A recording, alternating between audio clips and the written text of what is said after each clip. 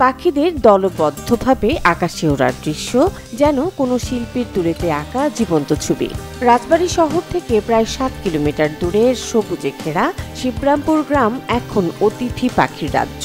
গ্রামের করবাড়ির পুকুর ঘেরা গাছপালা আর শান্ত পরিবেশে আশ্রয় নিয়েছে হাজারো অতিথি পাখি। ভোর থেকে সন্ধ্যা পর্যন্ত তাদের কিচিরমিচিরে মুখর থাকে গোটা গ্রাম।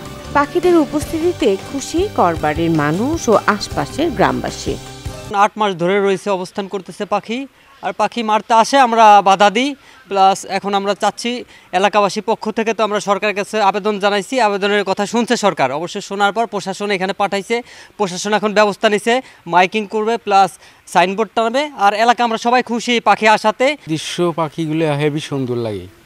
আমাদের মারতে আসে লোকজন, আমরা বাধা দেই, চালাই, ঢুকতে দেই না লোকজনের। মানে আমাদের দেখতেও ভালো লাগে, খুবই ভালো লাগতেছে। আর শুধু আমরা না, গ্রামের লোকজন, দূর দূরান্ত থেকে লোকজন।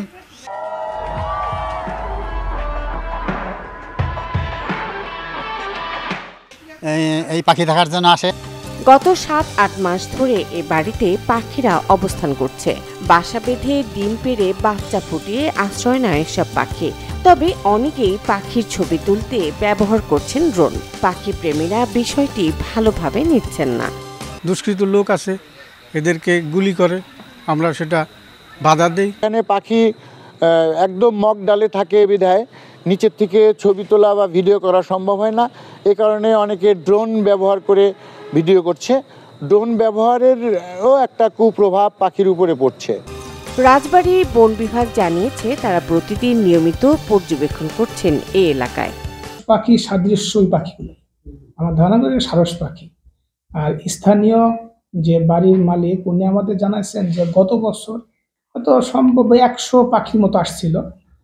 গত বছর নিরাপত্তা পাওয়ার কারণে এবার ব্যাপক পরিমাণে পাখি আসছে। কিছু দুষ্কৃতিকারীরা ক্ষতিকর চেষ্টা করছে, যেটা বাড়ির মালিক এবং আমাদের জেলা প্রশাসক মহোদয়, রাজবাড়ী এবং আমাদের বন বিভাগ, স্থানীয় পুলিশ প্রশাসন, এদের যৌথ সমন্বয়ে এটা আমরা প্রতিরোধ করতে পারছি। এবং বর্তমানে সেখানে দুর্বৃত্তদের ক্ষতি করার কোনো আশঙ্কা নাই। প্রতি বছর শীত প্রধান দেশ থেকে খাবারের খোঁজে এই অতিথি পাখিরা আসে বাংলাদেশে। তাদের আগমনে প্রকৃতির বুকে ছড়িয়ে পড়ে নতুন রং, নতুন প্রাণচাঞ্চল্য।